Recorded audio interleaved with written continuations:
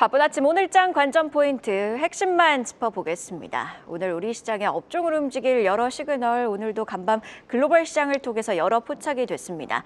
방산부터 원전에 그리고 개별적으로는 HT 현대 계열사에 좀 영향을 줄 내용들. 다만 앞서도 언급을 했듯 오늘은 매크로 변수가 더 시장에는 크게 작용할 수 있는 날입니다. 그래서 일단 변수부터 좀 체크를 해볼 필요가 있겠습니다. 굵직하게 변동성을 야기하고 있는 요인 중 하나는 바로 이 그린란드라는 키워드죠. 현재 다보스 포럼이 진행 중인데요. 굵직한 말들이 쏟아졌습니다. 미국 쪽에서는 미국 상무부 장관, 유럽의 보복 관세가 만약에 실행이 된다면 맞불 국면으로 진입할 거라는 등 수위가 높은 발언들이 나오고 있습니다. 뿐만 아니라 트럼프 미국 대통령 취임 1주년 기자회견에서 그린란드 확보를 위해 어디까지 나설 의향이 있느냐는 질문에 곧 알게 될 것이라고 답하기도 했습니다. 유럽도 좀 강하게 나오고 있습니다. 특히 말 그대로 셀 아메리카, 유럽이 보유한 미국 자산의 매각 가능성에 대한 이야기들이 들려오고 있는데요. 특히 덴마크 연기금이 미국채 전량을 매도할 거란 소식이 들려왔습니다. 그린란드 때문은 아니라 미국의 열악한 정부 재정 상태의 근본적인 원인이 있다고 설명을 했으나 덴마크 연기금을 중심으로 유럽이 셀 아메리카를 보복카드로 꺼낼 거란 우려감이 간밤 미증시 또 국채금리의 변동성으로 이어집니다. 자, 국채시장 한 발 더 들어가 봐야겠죠. 유럽의 미국채 매각 가능성에 더해서 일본 정치권에서 조기 총선을 앞두고 소비세 인하 공약들이 나오고 있고 이로 인해 보시듯이 일본의 국채금리가 어제 급등했습니다. 이로 인해서 유럽의 벤치마크죠. 독일의 10년물 국채금리도 급등했고요. 미국 국채금리도 간밤에는 상승하는 흐름을 보입니다. 자, 여기에 경계감 어린 발언들도 간밤 쏟아져 나오긴 했습니다만 이 변동성은 고스란히 채권 시장에 반영이 됩니다. 여기에 한 가지 더 더하자면 연준 인사에 대한 불확실성도 좀 변동성으로 작용하고 있는 시장인데요. 이런 점들이 오늘장 우리 시장의 전반적인 분위기에 어떤 영향을 줄지가 관건인데 업종으로 들어가 보면 일단 반도체. 어제 우리 시장을 한마디로 정리하자면 대형 주도주의 차익 실현, 이에 따른 수급 이동으로 정리가 가능합니다. 업종 지수 함께 확인해 보시면요. 코스피 시장 안에서는요. 대형주 업종 지수가 하락했고 오히려 중소형과 소형주 지수는 상승하는 국면, 코스닥 시장에서도 마찬가지 보시듯이 중소형주와 소형주가 더 강했던 하루였습니다. 이런 움직임 속에서 어제 반도체 투톱은 쉬어갔던 건데 그래서 오늘 분위기는 어떨지 일단 애프터마켓 분위기가 다소 좋지는 못했습니다. 앞서 변수로 체크해봤던 그린란드, 일본 국채금리 변동성 등등등이 크게 반영이 되면서인데 다행히 낙폭을 줄이기는 했습니다만 삼성전자 애프터마켓에서 장중에 한때 14만 전자가 깨지기도 했습니다. 미증시에서도요. 엔비디아, 브로드컴 보시듯이 4%에서 5% 하락 마감합니다. 다만 가을 종목은 이런 시장에서도 간다는 뜻일까요? 슈퍼사이클 중심에 있는 메모리주, 특히 보시듯이 마이크론 0.63% 상승 마감, 샌디스크는 9% 급등세로 마감을 합니다. 오늘 우리 반도체주는 어디에 무게를 둘지 개장 이후에 함께 확인을 해볼 필요가 있겠고요. 자, 그리고요. 그동안의 주도주, 반도체, 자동차, 조선은 어제 쉬어갔지만 원전주는 강한 모습이었습니다. 이재명 대통령의 말이 수급 쏠림의 트리거가 됐던 건데요. 어제 오전 청와대에서 열린 국무회의에서 보이듯이 이런 발언이 나왔습니다. 국민 여론은 압도적으로 원전 필요 쪽에 기울어져 있다며 최대한 의견을 수렴할 것이라고 발언을 합니다. 이재명 대통령의 이 발언 이전에도 사실 정부의 기류 변화는 좀 미리 포착이 됐습니다. 7일 김성환 기후부 장관 그리고 14일 청와대 정책실장도 원전 필요성을 강조한 바가 있습니다. 그간 탈원전 정책에 대한 우려는 좀 사그라들게 된 건데 어제 대형주는 약했다 보니 두산에너빌리티 그리고 현대건설은 좀 쉬어가는 흐름이었습니다만 우리 시장에서는요. 우리기술, 보성파워텍 그리고 일진파워가 상한가 진입했습니다. 한국전력 같은 경우에는 발전호사 통폐합 및 정부의 지분 인수 소식까지 더해지면서 재무 개선에 대한 기대감이 모멘텀으로 작용을 하기도 했는데요. 거의 10년 만에 역사적인 신고가를 경신하고 마감을 합니다. 어제 원전주 급등 생각해볼 점도 있겠습니다. 하나증권의 코멘트를 좀 엮어서 체크를 해볼까 하는데요. 정부의 기조 변화가 포착된 건 맞지만 여기서 포인트는 신규 원전인가 아니면 기존 계획인가라는 건데요. 전 정부가 확정한 11차 전기보내는 대형 원전 2기 신설과 SMR 1기 건설이 포함이 됐습니다. 그간 시장의 우려는 이 계획이 축소될까였는데 정부의 기조 변화는 11차 전기본 유지라는 것이지 여기서 더 더 짓겠다는 맥락은 아니라는 겁니다. 이를 고려하면 어제 급등은 순환매 흐름에 맞춰 개별 이벤트들이 주목을 받았고 이에 따른 수급 이동으로 풀이가 된다고 진단을 하기도 했는데요. 자, 그래서 원전주 일단 반도체와 오늘 출발 분위기는 좀 비슷할 것으로 보입니다. 국채금리 급등의 여파를 피해가지 못했고 아무래도 고밸류 종목이다 보니 간밤 미증시에서 오클로가 5% 밀리는 등 원전주들 부진한 모습이었습니다. 마찬가지로 국내 관련주의 오늘장 장중 변동성은 유의하셔야겠습니다. 바이오주 차원에서 좀 의미가 있었던 이슈도 있었죠. 바로 알테오젠의 기술 이전 공시인데요. 지난주 예고했던 대로 기술 이전 계약이 나오긴 했습니다. 대상은 GSK의 자회사 테사로입니다. 규모는요, 약 295억 원이고요. 성분면 젠피리의 피하주사형 상업화와 관련된 계약입니다. 시장은요, 다만 오히려 주가 하락, 실망으로 반응을 합니다. 조단위 계약을 좀 예상했는데 그게 아니었다는 겁니다. 다만 놓치지 말아야 할 시사점도 있습니다. 일단 계약 대상 GSK의 또 다른 자회사 HIV 전문 회사인 비브 헬스케어, 알테오젠의 경쟁사 할로자임의 기술을 도입한 바 있습니다. 그런데 다른 자회사가 알테오젠의 기술을 도입했다? 알테오젠의 주가를 괴롭힌 특허 이슈 우려는 좀 덜어도 된다는 뜻이기도 하죠. 간밤 글로벌 IB 맥쿼리 역시 GSK와의 기술 이전 계약의 시사점 중 하나로 특허 우려 완화를 강조하기도 했습니다. 그리고 신한투자증권이 추정한 알테오젠의 신규 기술 이전 계약 후보들을 좀 보면 1위, 2순위 안에 없습니다. 더 나아가 3위, 4순위 안에도 이번 계약 대상 테사로의 이름은 없는데요. 여전히 대형 딜에 대한 기대감도 유효하다는 뜻이지만 결국 알테오젠 공시로 증명해 나가야겠죠. 기술 이전 계약이 계속 나오는지 주시해 보셔야겠습니다. 자, 다시 굵직한 이야기로 좀 돌아가서요. 글로벌 시장 분위기 반영해서 야간 선물이 0.66% 하락, 우리 시장도 약세 출발할 가능성이 높습니다. 그리고 오늘 머니플러스 이 이야기도 좀 비중 있게 이야기를 해봐야겠는데요. 어제 애프터마켓 변동성이 굉장히 심했습니다. 시총 상위 종목들 사이에서는 애프터마켓 장중에 두 자릿수 이상의 하락세가 나오기도 했는데 앞서 언급한 변동성 요인들이 좀 반영되면서입니다. 다만 여기서 좀 냉정하게 생각해 볼 점, 넥스트 트레이드 시장 자체의 성격, 개인 투자자 비중이 높은 시장이라는 점인데요. 관련해서 바로 이어서 이 애프터마켓의 변동성, 오늘 우리 시장에는 어떤 영향이 있을지, 또 개인 투자자들의 차원에서는 어떻게 해석을 해야 하는지 진단 이어가도록 하겠습니다. 바로 뉴스 통해서 분석 이어가 보시죠.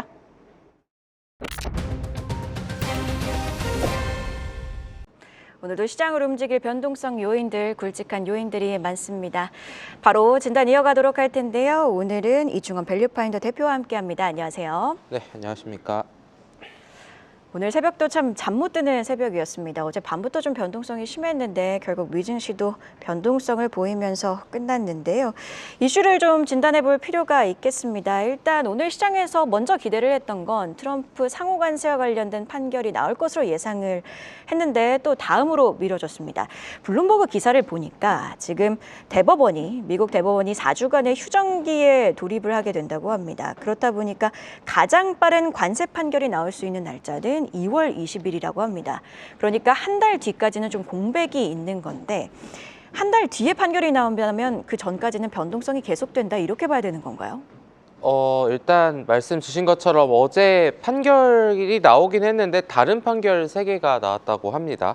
그러니까 트럼프 대통령에 대한 판결은 나오지 않았고 이제 2월 20일 이후에나 나올 거다라고 하는데 사실 그 사이에서 이게 만약에 발생을 한다면은 발생한 결과에 따라서 큰 방향들이 바뀔 수는 있겠으나 일단 한 달 사이에는 우려사항 정도로는 적용될 수는 있겠으나 또 트럼프 대통령이 어제 했었던 이런 행위들을 기반으로 본다면은 지금 이거를 한 달 동안 기다리는 그 사이에 더 많은 이슈들이 생기지 않을까라는 좀 생각을 해볼 텐데 이따가 뭐 애프터마켓에 대해 말씀을 드리겠지만 이제 여러 가지 또 이슈가 있었습니다. 어제 또 트럼프 대통령이 프랑스산 와인에 200% 관세 부과를 언급하자 글로벌 증시들이 조금씩 이제 다 밀리는 그런 모습들이 나왔었거든요. 근데 이제 시장에서는 그럼 왜 프랑스를 타겟으로 했을까에 대한 부분들 좀 얘기가 많이 나왔는데 지금까지는 우리가 트럼프 대통령 하면은 약간 중국을 건드리거나 EU를 건드리는데 이런 느낌이었는데 특정 국가를 찍어서 하다 보니 그때 그거를 찾아보니 ACI라는 것 때문에 그렇게 했다고 합니다. ACI라는 거는 반강압 수단이라고 좀 알려져 있는데 프랑스가 ACI 통상 위협 대응 조치, 이거는 EU의 반강압 수단으로 제3국이 EU나 회원국을 상대로 경제 통상적인 강압을 가할 때 그럼 유럽연합에 들어오는 이런 시장에 대한 접근을 제한하는 제재 도구라고 합니다. 그래서 그런 부분 때문에 얘기가 많이 나왔었던 건데 또 외국계 증권사에 따르면 이 또한 결국은 타코지 않을까라는 얘기를 하고 있습니다. 그래서 이 행동이 또 다른 얘기는 대법원 판결을 앞두고 한 계산적인 행동이 아니냐, 또 여러 가지 또 분분한 추측들이 많았었는데 어찌되었던 간에 이러한 중요한 부분은 이번 주 다보스 포럼에서 미국, 유럽 정상들이 만남을 가지는 시기에 어떤 대화가 나오느냐에 따라서 지금 글로벌 증시의 불안정성이 어떤 방향으로 또 갈 수 있는지 굉장히 중요한 또 포럼이 되지 않을까 이렇게 보고 있습니다. 어쨌든 2월 20일 전까지는 아직 알 수가 없는 상황이다 보니 2월 20일에 과연 판결이 나오는지 이쯤 되면 그냥 대법원이 언제 선고를 하겠다고 얘기를 좀 해줬으면 좋겠는 그런 개인적인 바람입니다. 그리고 앞서 언급해 주셨던 것처럼 애프터마켓이 어제 상당한 변동성을 보였습니다. HS 혹은 MTS 보시고 이게 오류가 난 거 아닌가 깜짝 놀라셨던 분들도 굉장히 많으실 것 같은데요. 애프터마켓 상황을 좀 진단 들어봐야 될 것 같습니다. 일단 애프터마켓 시황 안혜수 캐스터가 준비했는데 바로 확인해 보시죠.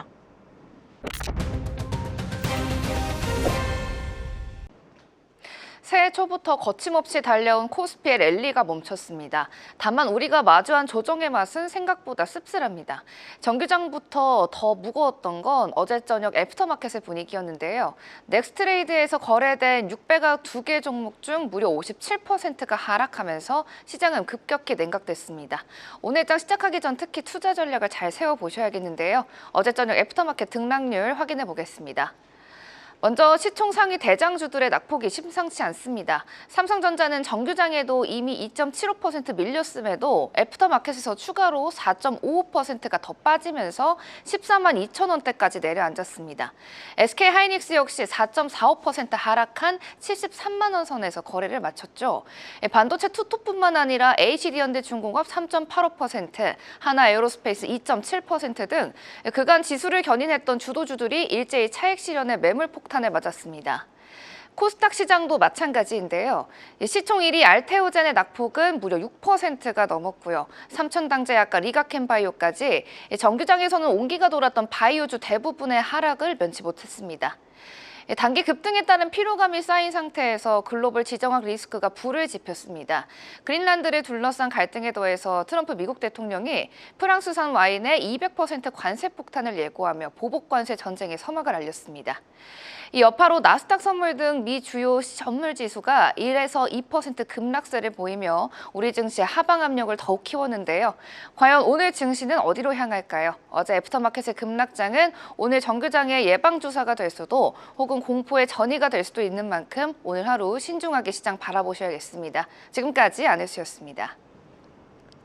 어제 애프터마켓이 크게 흔들렸다 보니 조정의 이유를 좀 분석해 볼 필요가 있지 않나 싶습니다.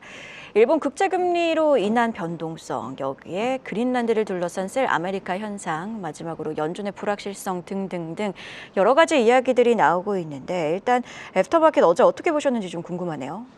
네, 프리마켓에서 시총 상위 종목들이 급락을 하면서 이제 어제 뭐 여러 관련한 분들 아니면 어제 식사를 할 때 왜 이렇게까지 하락을 할까 또 여러 가지 추측이 굉장히 많았습니다. 좀 시간이 지나서는 알게 되었긴 했지만 어제 그 순간 당시에는 왜 이렇게까지 하나 어떤 당황하신 특정- 분들 많으셨을 것 같아요. 네, 오류가 있지 않나 이런 얘기들이 좀 나왔었는데 이유는 참 여러 가지였었던 것 같습니다. 이게 늘상 뭔가 어떠한 안 좋은 결과물이 나오게 되면은 안 좋은 이유가 여러 개가 붙었었던 사례가 있었는데 그러한 사례가 또 어제지 않았나라는 생각이 들었는데요. 일단 첫 번째는 일본 40년물 국채가 30년 만에 4%를 돌파했다라는 소식이 있었습니다. 일본은행의 장기물 긴급 매입 직전이라는 우려들이 이제 또 보도가 되면서 시장에 불안감을 좀 조성했었던 시기였었고 그래서 이제 2월 8일로 일본에서는 조기 총선이 앞두고 있는데 불확실성이 더해진 정치적인 불확실성이 더해진 요인도 있고 그리고 급격한 일본 국채 금리의 상승은 엔캐리 트레이드와 관련된 경계 심리 그리고 글로벌 금리의 동반 상승으로 연결이 된다라는 점. 그리고 이제 우리나라 이제 환율 같은 경우에도 어제 좀 변동이 있었던 것 같기는 한데 또 거의 1,480원 또 위까지 또 올라오는 그런 모습들이 있었습니다.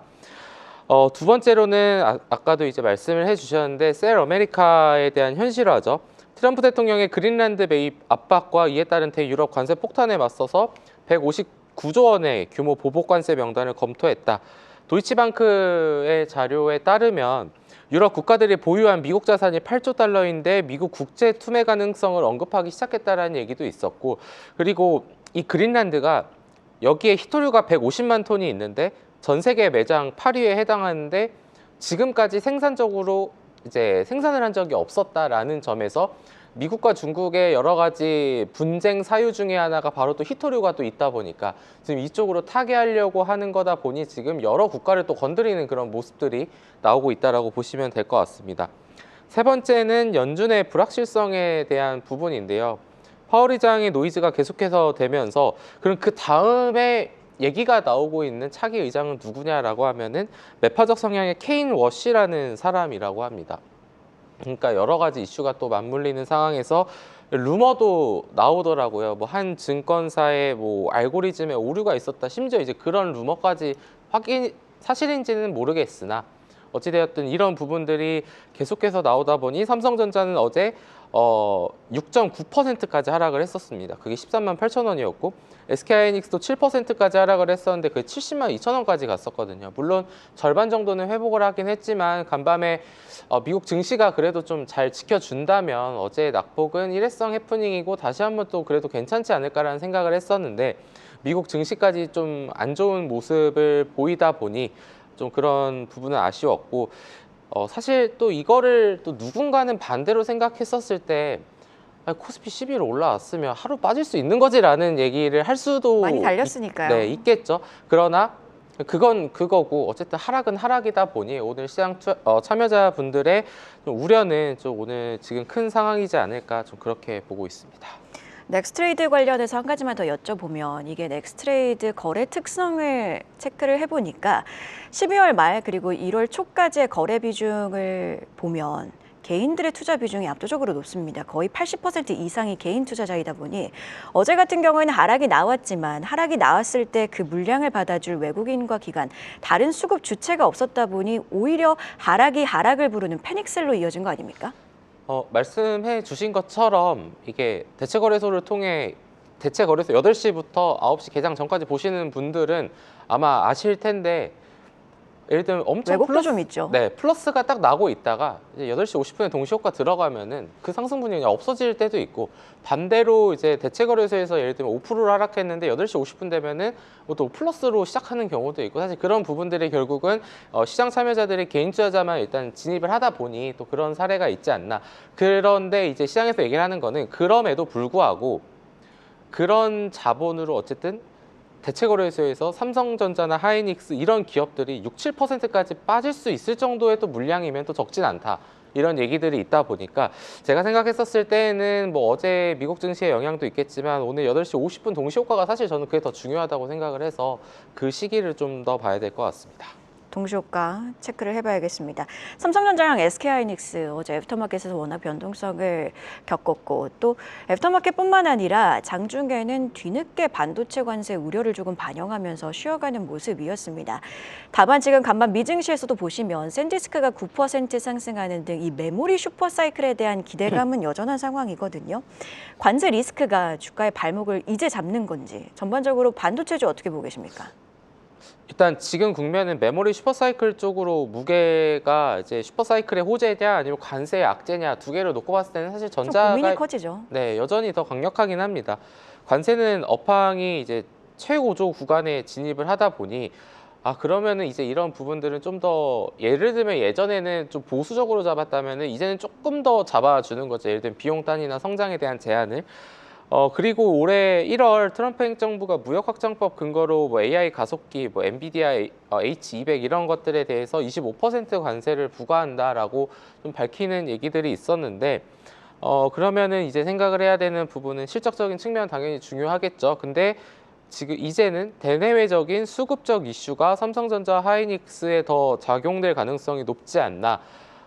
그래서 사실 다 같이 잘 갈 때는 문제가 안 되는데 이제 거의 주가가 위쪽에 있을 때는 이제 눈치 보기 싸움이 되거든요. 더 신고가를 향해 거래량이 동반이 되면서 쏘면서 올라갈 수 있을 것인가, 아니면은 지금 위에서 약간 플랫한 주가 상태에서 누군가가 또 팔았을 때 그러면은 이 정도 수익 났으면 됐어 하고 던질 수도 있는 거고, 그러다 보니까 이제 뭐 최근에 얘기가 언론에서 나왔었던 국내 이제 연기금에서 비중을 더 늘린다 만다 이런 부분들이 사실은 수급적인 이슈에 있어서 굉장히 중요한 요소이기 때문에 이런 부분들까지도 이제 같이 봐야 되고, 삼성전자, 하이닉스가 주가가 많이 올라왔지만 이런 컨센서스는 계속해서 실적 컨센서스는 상향이 되고 있으니 또 그거에 따른 눈높이는 사실 코에 걸면 코걸이가 될 수도 있고 또 목에 걸면 목걸이가 막 이렇게 다 귀걸이가 될 수 있기 때문에 일단은 좀 더 지켜보되, 제가 생각하는 거는 실적이 중요하긴 하지만 지금은 수급적 이슈가 더 중요하다라고 보고 있습니다. 수급주의를 좀 봐야 되는 거네요. 현대차 이야기도 해볼 필요가 있을 것 같은데, 현대차가 약간의 조정을 겪었습니다. 프리마켓, 애프터마켓에서도 좀 하락을 하면서 마감을 했는데, 로봇주는 또 종목별로 희비가 엇갈린 모습입니다. 뭐 현대모백스, 두산로보틱스는 강세로 마감을 했지만 SPG, 한라캐스트, 로보티즈는 차익실현성 매물이 출회가 됐는데, 여기서 궁금해지는 건 이렇게 로봇주 안에서도 엇갈린 흐름이 나온 이유 어디에 있습니까? 말씀 주셨던 것처럼 뭐 현대모백스, 두산로보틱스, SBB테크는 7에서 11%대 강세가 나왔고, 반면 한국 PIM, SPG, 뭐 로보티즈, 한라캐스트는 일제히 하락하는 모습이 나왔습니다. 로봇주들을 볼 때는 크게 여러 가지로 분류를 할 수 있겠는데, 큰 틀에서 보면 휴머노이드 쪽, 뭐 산업 로봇, 협동 로봇 여러 가지로 분류를 할 수가 있겠죠. 그리고 전일 장 마감 후에는 단독 기사긴 했으나 보스턴 다이내믹스가 시총 30조 원 규모로 미국 상장에 돌입했다는 단독 기사가 또 나오기도 했습니다. 근데 그거를 나왔음에도 불구하고 일단 어제 대체거래소의 하락으로 인해서 뭐 크게 반영된 거는 없는데, 또 장재훈 부회장 직속 TF팀이 신설이 됐고, 뭐 정의선 회장이 지배구조 개편에 대한 시선도 존재를 하는데, 이 부분은 다 각각의 하나를 해부를 해봐야 알 수 있을 것 같지만 어느 로봇 쪽에 속하는지, 그리고 예를 들면 1년간의 상승률 추이가 어떤 정도인지, 이 회사들은 다 각각의 어떤 기술을 갖고 있는지, 이 기술을 갖고 있으면 향후에 어떤 실적으로 반영이 될 수 있을지라는 생각을 하면은 또 굉장히 또 복잡해지긴 하는데, 어찌 됐든 제가 생각했었을 때에는 반도체라고 했었을 때, 예를 들면 아까도 말씀해 주신 것처럼 미국 증시에서 반도체도 다 같이 오른 건 아니거든요. 샌디스크는 또 올랐고 반대로 엔비디아는 하락을 했고 여러 가지 뭐 차이는 있겠지만, 그거를 보았을 때는 결국은 이 또한 수급적인 요소에 의해 결정이 되는 거고, 뭐 그동안 덜 올랐으니 더 올라가야 된다 할 수도 있고, 그동안 올랐으니까 좀 쉬어가야 될 수도 있고, 이걸 팔고 저걸 살 수도 있고, 여러 가지 논리들이 있기 때문에 오히려 지금은 옥석이 가리는 시기가 좀 됐기 때문에 모두가 또 상승하는 거는 쉽지는 않을 것 같고, 근데 어제 반대로 그런 사례가 있었던 새로운 상승했었던 섹터가 바로 원전이었었고, 이게 지금 순환매 차원에서 계속해서 좀 빠르게 움직이다 보니까 그런 부분에 있어서 지금 주식을 전업으로 하시는 분들이나 그런 분들이 지금 난이도가 너무 높다라고 하시는 것 또한 좀 뭐 개장 방송도 한경 보시면 아시겠지만 뭐 10분 동안은 이게 갔다가 또 10분 지나면 여기가 가고 이런 맞아요. 부분들이 결국 또 그런 거에 대한 반증이 아닐까 좀 그렇게 보고 있습니다. 오히려 지수가 오르니까 시장 난도는 더 어려워지는 상황. 결국에는 좀 수급을 체크를 해볼 필요가 있겠고요. 바이오주 이야기도 좀 해보도록 할게요. 코스닥 시장에서 바이오주가 살아나야 코스닥도 뭐 천스닥을 간다 이런 말들이 있었던 상황에서 희망은 바로 알테오젠의 기술 이전 소식이었습니다. 어제 나오긴 나왔는데 GSK 자회사의 기술 이전을 한다고 공시를 했지만 시장은 금액에 있어서 좀 실망을 했던 것 같아요. 기술 이전 소식에도 불구하고 세론성 매물이 나왔는데 바이오 섹터는 언제쯤 반등의 계기를 찾을 수 있을까요? 뭐 사실 지금까지 코스닥이 이렇게 상승한 것도 바이오 기업들의 영향이 전 제일 컸다고 생각을 하긴 합니다. 어제 유일하게 시총 상위에서 선방한 섹터는 바로 2차 전지였었고, 근데 알테오젠이 ALT-B4 독점 라이선스 계약 체결임에도 변동성이 확대가 됐고, 대체거래소에는 또 그 외부적인 요소에 의해서 6%까지 하락을 했지만 좀 아쉬운 그런 모습들, 눈높이가 상향이 되어 있는 것도 저는 좀 문제가 될 때는 시장은 좀 조단위 계약을 기대했던 것 같아요. 저는 문제가 된다고 생각을 합니다. 이게 약간 어떤 거냐면은 예전에 약간 화장품 같은 종목들, 그러니까 컨센이 계속 높아지는데, 그러니까 상향을 하는 거죠, 애널리스트들이. 이 회사는 뭐 예를 들면은 컨센을 더 상향한다. 그러니까 그러면 PER을 더 EPS가 올라갈 테니, EPS는 같이 올라가고 그 멀티플 PER까지 같이 증가를 시키니까 목표 주가를 막 올려놨는데, 근데 이번에 컨센이 너무 올라가 있는데 그 상황에서 예를 들면 전분기보다 뭐 50%가 증가를 했어도 컨센이 70% 증가였으면은 이거 안 나왔네, 이렇게 해석을 하는 그런 눈높이가 너무 높아져 있었던 게 결국은 알테오젠 쪽에도 비슷하게 적용이 된 게 아닐까라는 생각을 합니다. 그래서 코스닥 상위 시총 15개 종목 중에 그럼 바이오 기업이 몇 개가 있을까를 보니까 9개 정도가 있더라고요. 그러니까 결국은 코스닥 시장에서 물론 1000에 많이 가까워지긴 했었으나 결국 바이오 관련주들이 올라가야 갈 수 있다라는 점은 사실 뭐 누구나 다 알고 있는 그런 사실이지만, 이렇게 높아진 눈높이, 그리고 뭐 약간 뭐 스케줄 이벤트 드리븐 전략이나 이런 부분들에 있어서 그거를 충족 못할 시에는 급격하게 또 하락하는 경우들이 많다 보니까 바이오 관련주들에 대해서는 일단은 좀 시기를 놓고 나와야 되는 그런 부분들, 요즘에 또 다른 시총 상위 종목들에서 뭐 호재도 많긴 했지만 악재 아니면은 이런 실망감들이 굉장히 많이 나왔었거든요. 그래서 코스닥 지수가 오늘은 좀 어떻게 될지 봐야겠지만, 그래도 바이오의 약진이 있어야만 코스닥은 1000스닥으로 갈 수 있지 않나, 그렇게 좀 보고 있습니다. 그럼 분위기 반전은 언제 나오나요? 이거는 뭐 사실 바이오 기업들의 투심을 개선시킬 수 있을 만한 요소가 나오거나, 아니면 코스닥 활성화에 대한 정부 정책의 강력한 드라이브가 나온다면은 수급적 요소로 또 끌어올릴 수 있으니까, 크게 봤을 때는 당연히 두 가지가 아닐까, 그렇게 보고 있습니다. 이렇게 바이오주는 좀 조정을 계속 이어가고 있지만, 그래도 조정 속에서 어제 급등했던 또 다른 섹터가 하나 있습니다. 바로 우주항공 섹터입니다. 아르테미스 프로젝트, 뭐 스페이스X, IPO 기대감, 사실 이미 시장에서는 알고 있는 이슈거든요. 그럼에도 불구하고 이렇게 강세가 나왔다는 건 역시나 우주항공 섹터 역시 수급으로 풀이를 해야 되는 걸까요?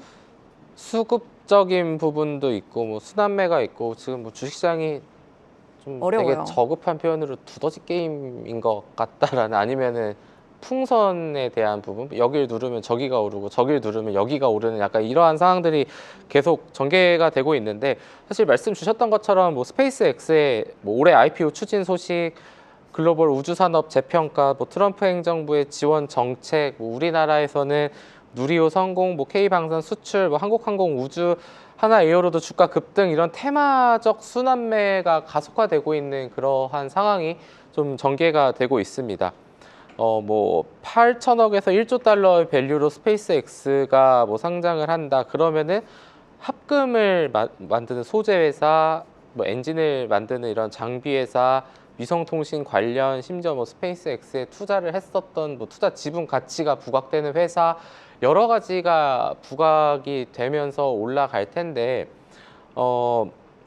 이제 한쪽이 오르면 한쪽이 빠진다, 이런 부분도 있겠지만, 우주항공주 그리고 원전 이런 것들을 보면은 그동안은 조금 억눌려 있거나 아니면 쉬어가다가 올라가는 그런 경우들이 많았습니다. 로봇주 같은 경우도 생각을 해보면은 올랐다가 좀 쉬어갔다가 올라갔었던 케이스가 사실 제일 많았고, 정말 뒤늦게 부각돼서 이렇게까지 급등할 수 있나 했었던 게 예를 들면 두산 로보틱스 같은 종목들, 그런 변화들이 지금 시장에서 수급적인 이슈로 올라오는 부분들이 있기 때문에 결국은 또 돈이 몰리는데 또 몰리는, 그렇게 되지 않았나라는 좀 생각을 하고 있어서, 오늘 말씀드린 전반적인 섹터들에 대해서는 일단 순환매 차원으로 대응을 해야 되는 시기, 언제든지 차익 실현 매물에 대한 우려는 나올 수 있다라는 관점으로 보시면 좋을 것 같습니다. 시장에 워낙 유동성이 많다 보니까 순환매가 활발하게 더 빠르게 진행될 수밖에 없는 건 아닌가 이런 생각도 듭니다. 오늘 만약에 전반적으로 코스피도 그렇고 코스닥도 그렇고 조금 조정이 나온다면 만약에 현금 비중을 좀 늘리셨던 분들은 오늘을 매수 기회로 삼아도 될까요? 저는 그렇게 해도 된다고 생각을 합니다. 이게 방송을 함에 있어서 이렇게 코스피의 역사적인 순간 삼성전자의 이런 역사적인 약간 고점 수준에 와 있을 때 지금이라도 사야 됩니다라고 얘기를 한다는 것 자체가 굉장히 좀 쉽지 않은 얘기이고, 반대로 했을 때 그거를 제가 제 돈으로 살 수 있을까 하면 사실 저는 손이 안 나갈 것 같거든요. 그러다 많이 보니까 올랐으니까요. 보수적으로 말씀을 드릴 수밖에 없는 거고, 다만 항상 지금까지는 하락을 하면은 그 시기를 거치고 다시 올라가는 그림들이 나왔었거든요. 그러니까 오르면은 또 오를 때는 사야 될 것 같고, 근데 반대로 또 빠지니까 더 빠질까 봐 못 사는, 항상 이런 주식 투자를 하면은 딜레마가 있다 보니, 현금이 있다고 하면은 하락할 때 차라리 모아 가거나, 아니면은 순환매라는 뜻이, 이거를 저는 조금 더 수준 낮게 표현하면 낚싯대를 한 예를 들면 10개를 해놓고 어디선가 고기가 잡힌다라고 하면 그때 주식을 파는 것처럼 이렇게 좀 말씀을 드리는 편인데, 예를 들면은 전업 투자자들도 지금 그 속도를 다 잘 따라가기 힘든 상황에, 예를 들면은 이 시청자분들이나 아니면 직장인들이 봤었을 때는 그거는 더 따라가기 힘들거든요. 그러니까 무기를 여러 개를 만들어 놓는 거죠. 그리고 빠지면 사고 오르면 팔고 이런 식으로 대응을 하는 게 제일 효율적인 방법이라고 저도 말씀드릴 수는 없으나, 근데 가장 실현 가능한 방법이지 않을까라는 점에서 그런 부분도 한번 좀 생각을 해보셔도 좋을 것 같습니다. 그럼 약간은 짓궂게 여쭤보면 그 낚싯대에 해당될 수 있는 섹터는 어느 섹터 보고 계십니까? 요즘에 들어봤을 때 급등이 나왔었던 섹터들을 얘기하는 겁니다. 여기에서 전혀 오르지 않은, 예를 들면 소비재, 뭐 이런 쪽을 지금 사는 것도 방법일 수는 있겠으나, 제가 이 취지에서 말씀드린 거는 반도체가 될 수도 있고 로봇이 될 수도 있고 뭐 우주항공이 될 수도 있고 방산이 될 수도 있고 여러 가지가 있는 거죠. 그러니까 전제 조건은 시장을 주도했었던 섹터들, 그리고 코스피 시가총액 1위부터 10위 보면은 LG엔솔이랑 거의 그 종목 빼고는 다 신고가가 나왔거든요. 그 중에 이제 두산에너빌리티도 그래 신고가에 가까워지고 있고, 이제 그런 측면에서 봤을 때는 그래도 돈이 몰리는 데에서 요즘 주식시장에서는 또 상승이 나오기 때문에 오히려 하락을 조금 더 기회로 보되, 근데 또 지금 예를 들면 현금이 50 있다고 뭐 오늘 50 다 사라는 말씀은 아니고 좀 나눠가면서 좀 대응을 하는 게 좀 좋을 것 같다라는 생각을 하고 있습니다. 오늘도 참 짚어봐야 될 이슈가 많았는데 이충원 밸류파인더 대표와 함께 글로벌 이슈부터 우리 시장에 미칠 영향들 자세하게 분석해봤습니다. 고맙습니다.